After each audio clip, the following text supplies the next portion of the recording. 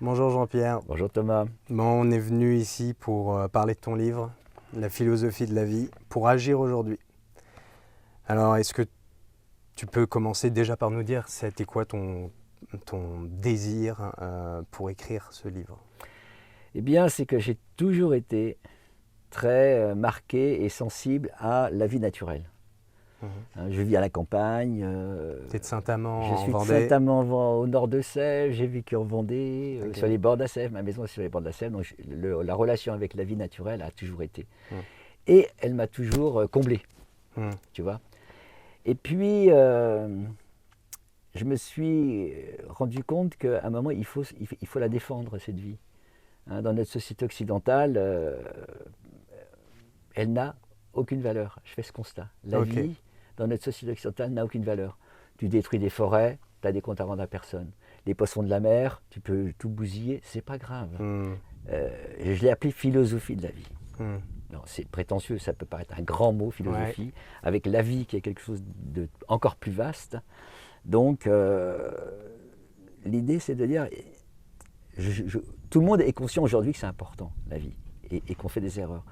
Mais je pense qu'il y a un manque de vocabulaire, un manque de concepts pour nous les hommes, pour notre société occidentale d'aujourd'hui, pour considérer la vie, pour parler de la vie en elle-même. Est-ce que c'est possible? C'est pas simple. Mais pour en parler, pour chaque fois qu'on réfléchit, ce que je fais, est-ce que je ne suis pas encore, une fois encore, de massacrer cet univers vivant qui est toute la planète. Il manque des mots, il manque des concepts, il manque des débats, il manque des discussions sur la vie naturelle et des informations. Donc la vie pour toi, c'est un synonyme de valeur, ça serait ça? Non, c'est-à-dire que la vie, c'est... Alors qu'est-ce que c'est que la vie? C'est ça. Vas-y, comme je première question, ton livre, premier chapitre, c'est quoi la vie? Et ben voilà, c'est quoi la vie? Ça veut dire que j'ai pas voulu donner une définition parce que ça serait ridicule avec nos mots de dire la vie c'est ça. Tu vois. Alors qu'est-ce qu'on peut dire de la vie? La vie, elle est vaste. Elle est quand même sur toute la planète Terre et on n'a encore jamais trouvé sur une autre planète la vie. Donc là, on a quelque chose d'assez exceptionnel sur notre planète Terre. La vie, elle est vaste, immense. Elle est en toi, en moi, dans tous les autres êtres vivants, les animaux, les arbres. Elle se déploie, elle a des stratégies invraisemblables pour toute espèce, pour qu'ils se survivent. La construction d'un corps, c'est grandiose. La vie, c'est une infinité. C'est quasiment une puissance un créatrice. C'est une puissance, c'est la puissance créative de notre planète Terre. Elle nous a construit, elle nous a créés, elle continue à travers nous, et nous faisons des choses à travers la vie. Toujours. Et la vie, elle nous offre un champ. C'est ça qui est intéressant. C'est-à-dire que la vie nous offre un champ de possibles, de connexion, de construction, de création qui n'a pas de fin. Alors que quand tu es dans la société humaine, parce que nous sommes des êtres sociaux, eh bien, tout est rétréci. Et cloisonné et refermé. On joue dans la société humaine à un petit jeu par rapport à ce que nous offrent les capacités de la vie. Tu vois? Est-ce que tu peux nous donner un exemple de dysfonctionnement? J'ai un exemple fou qui est en Afrique, là, près du Lodge africain, il y a un port qui s'appelle Joal, port de pêche. Il y a les eaux du Sénégal qui sont très poissonneuses. Et là, il y a une société occidentale qui s'est installée, qui achète tout le poisson, qui le broie, qui le sèche, qui l'expédie en Europe pour nourrir des poissons d'élevage.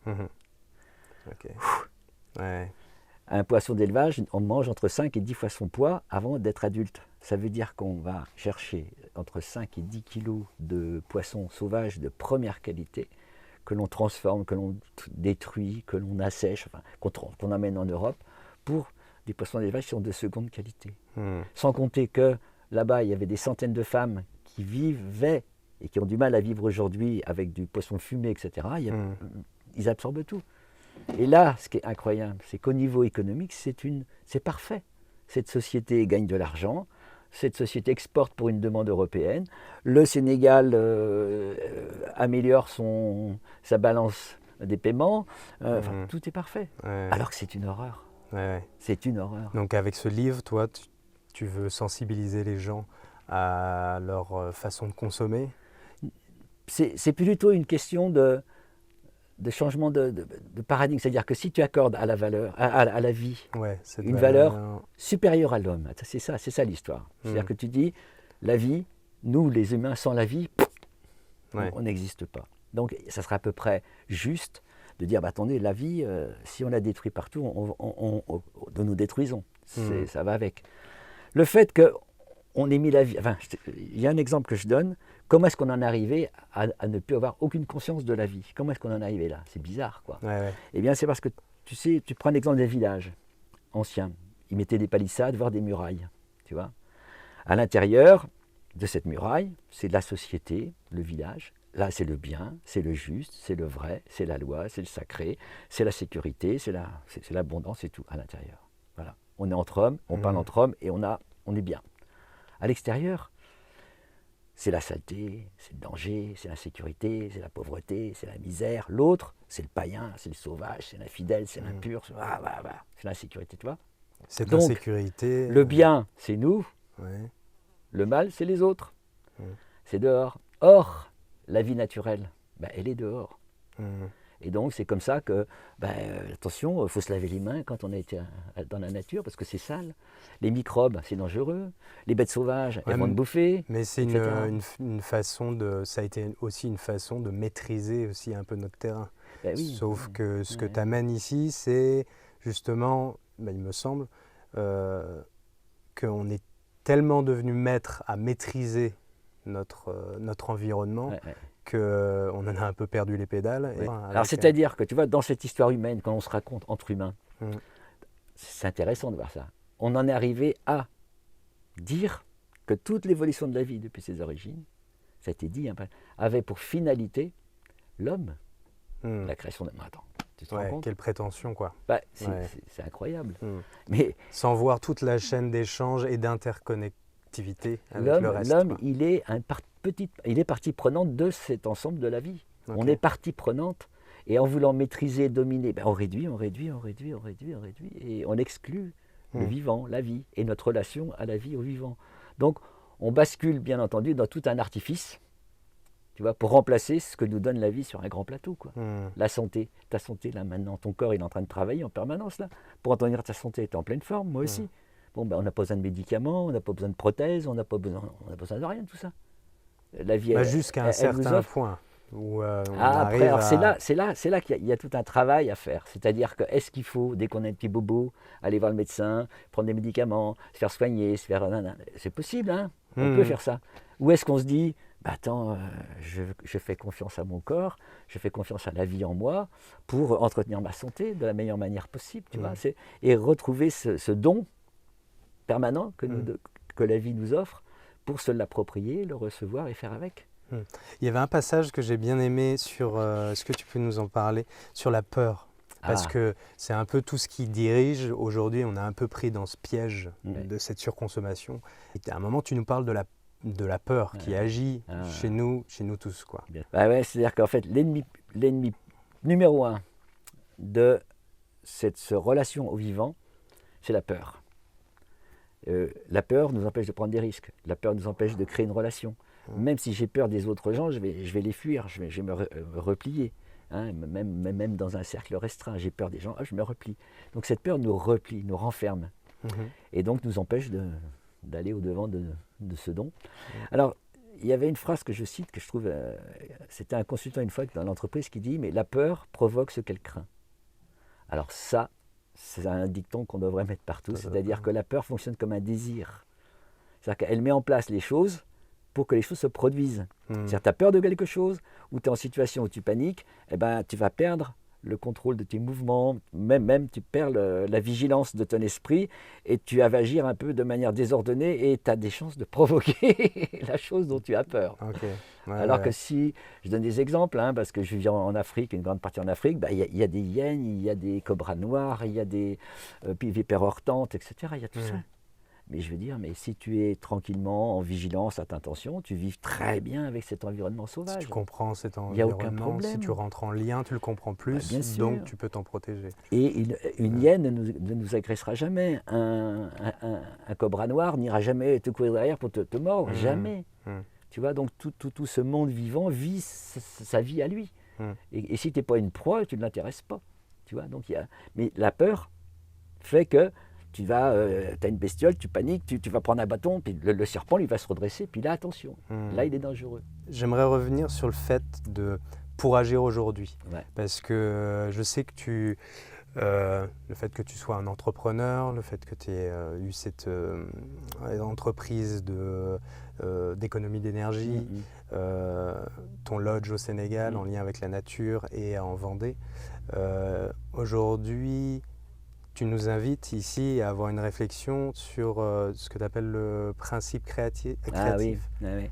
Comment tu viens en fait chercher tes ressources, comment toi tu viens chercher tes ressources, ton énergie, comment tu viens l'organiser d'une certaine manière. C'est-à-dire qu'il n'y a pas de vérité là-dedans. La vie, elle est tellement grande que il y a des choses que tu fais, et puis quelqu'un d'autre dira, mais non, ça je comprends pas, ou ça m'intéresse pas, moi je fais comme ça, puis ça peut être autre. Tu vois, il n'y a pas une vérité. Par contre, ce que je donne ici, j'ai voulu ouvrir des portes. Je me suis autorisé à penser. Et des choses qui ne sont pas communes et ordinaires, tu vois, ou qui ne sont pas pensées par la plupart des gens.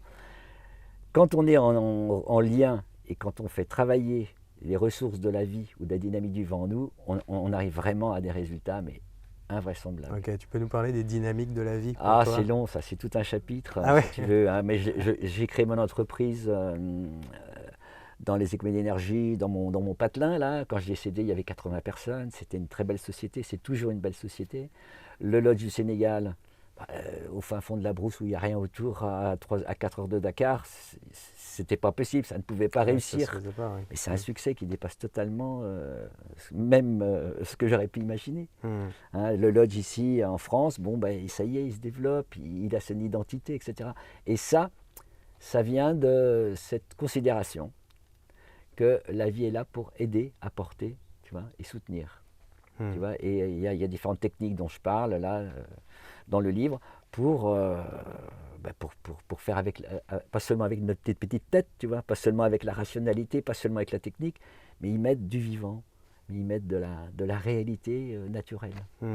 Les périodes de gestation que tu disais, aussi, de maturation, toutes ces moments que tu t'autorises à faire émerger des possibles, bien sûr. À imaginer, même de façon un peu chaotique, mais toutes les possibilités que tu avais à faut s'ouvrir à cette... je ne peux pas t'en parler du processus parce que c'est vraiment 4 phases très efficaces qui apportent chacune leur force. Hein, c'est des forces qu'on a en nous, c'est des forces qui sont générales. Mais par contre, il y a autre chose aussi dont je parle, que je crois beaucoup, c'est-à-dire que si on continue dans le sens où on est, collectivement, on va dans le mur. Je crois que ça, on va vers de grosses difficultés climatiques, vivantes, etc. et de notre relation. Ça, je crois que c'est pas de la paranoïa de le dire aujourd'hui.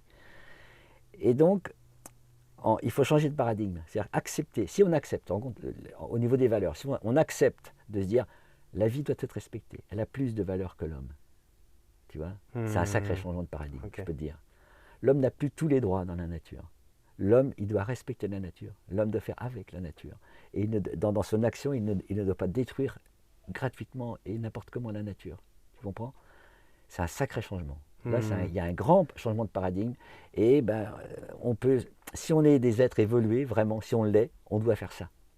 Si on ne fait pas ça, on est des cons et on va droit dans le mur et on crèvera et puis c'est pas grave, la vie continuera. Tu vois? C'est mettre sur un piédestal cette interdépendance. Ouais. Et puis, avec ça, c'est la conscience. Alors, qu'est-ce que la conscience? La vie est vaste. La conscience, c'est quelque chose de très grand aussi. Bon, j'en parle, je fais mon travail, j'ouvre des portes, je m'autorise à penser sur le sujet. Mais je crois que là aussi, il y a une vraie question, c'est que notre conscience, hein, de la vie, de notre vie, de la vie autour, collectivement, de la planète, etc., c'est une question de conscience. Et elle doit évoluer, cette conscience. Alors, je fais mes propositions. Et on doit cette conscience, changement de conscience fait changement de relation, changement du monde, tu comprends? Je dis on est les créateurs du monde dans lequel on vit. On est vraiment les créateurs du monde dans lequel on vit. Ça j'en parle aussi. Et donc si on a une vision uniquement consumériste de performance des chiffres, etc., ben on va continuer dans la performance des chiffres et on va détruire la relation entre les humains, détruire la nature, détruire tout. La performance des chiffres, le chiffre doit être grand. C'est ça notre idéologie du XXIe siècle. Aujourd'hui, c'est la grandeur du chiffre. Le chiffre doit être toujours plus grand. À la télévision tous les jours, on vous dit plus de PIB, plus d'emplois, plus de consommation, plus d'autoroutes, plus de... Ils n'en peuvent plus de dire plus de. Mais on s'en fout. Quand tu as ce qu'il faut pour vivre, ben tu vis. Qu'est-ce que tu vas accumuler et chercher des millions de millions? Mais ça n'a aucun sens. Aujourd'hui, la finance, j'en parle, les transactions dans la finance sont 100 fois celles des transactions de l'économie réelle. 100 fois. L'économie réelle, c'est 1% des transactions. Il y a des milliards dans des bulles où des chiffres ont fait du chiffre. Tu vois, c'est les mecs qui ont acheté un truc et l'ont vendu plus cher. Toutes des mathématiques financières qui sont basées sur rien. Mais sur la confiance. Les gens sont des milliards. Et ces milliards, ils n'arrivent même pas à s'investir dans l'économie réelle. Qu'est-ce que tu fous de milliards, mais l'économie réelle n'a pas besoin de ça. Le système d'échange, il y en a trop. Enfin bref, on est dans un truc qu'il faudra changer, quoi. On ne peut pas rester là-dedans. Et on ne restera pas là-dedans. Ça, j'y crois. Ça se fera, le changement. On sera forcé de changer. Puis, tu sais, regarde la conscience aujourd'hui, comme ça bouge vite. Combien de nombreux sont les gens qui se disent, attention, là, faut agir différemment. Dans ma vie, dans mon boulot, je me fais chier, quoi. Qu'est-ce que c'est que cette histoire-là? On nous bousille notre travail, on nous fait faire des comptes rendus de chiffres qui ne servent à rien, qui n'ont aucun sens, etc. Les gens sont malheureux de cette espèce de dictature du chiffre. Puis ça ne sert à rien, tout le monde le sait. Ouais. Et donc ça va bouger. Ça bouge déjà et ça va bouger. Ça ne peut pas ne pas bouger. Tu vois, c'est tellement absurde que ça va changer, obligatoirement. Alors pour agir aujourd'hui, on peut agir aujourd'hui, et chacun à notre niveau, en faisant un peu évoluer notre système de valeurs, notre conscience des relations avec les autres, avec la nature, avec la vie collective, etc. Mais ça se fait déjà, et ça va se faire de plus en plus. Chez vous, les jeunes, mais vous avez une hypersensibilité à ce sujet, quoi. Les jeunes, vous êtes mais vraiment dedans, quoi. Ouais. Et ça, je me dis, quand je vous vois faire, je dis, eux, ils vont bouger, certainement.